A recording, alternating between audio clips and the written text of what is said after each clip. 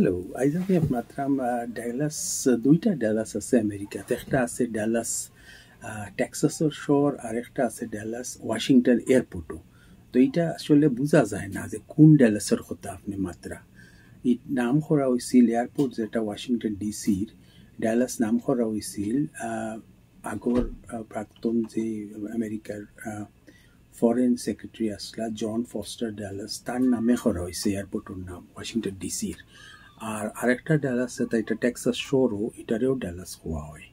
তো এর লাগি মাঝে মাঝে মানুষ বুঝতে পারেন না কোন ডালাসের কথা আপনি মাত্রা। আপনি যদি টিকিট বুকিং করুন তো আপনি ডালাস যদি খালি হইন তো তারা টিকিটটা বেশি লইব এয়ারলাইন্সে ডালাস টেক্সাসর লাগি। কিন্তু আপনি যদি হইন যে আমি ডালাস এয়ারপোর্টের কথা মাতিয়ার এইগুলো গিয়ে আপনি হইতে হইব IAD, দুই ডালাসটা মিলি যায়। এটা আপনার বহুত কেয়ারফুল থাকতে হইব, সতর্ক থাকতে হইব।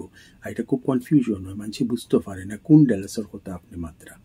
তো এইটা ভবিষ্যতে আপনার এটা খেয়াল রাখবা যে ডালাস দুইটা আছে, এক নামেও দুইটা আছে। একটা হইল গি ওয়াশিংটন ডিসি এয়ারপোর্টে ডালাস হয়, আর আরেকটা হইল গি টেক্সাস শহরও যে ডালাস আছে হগুর কথা।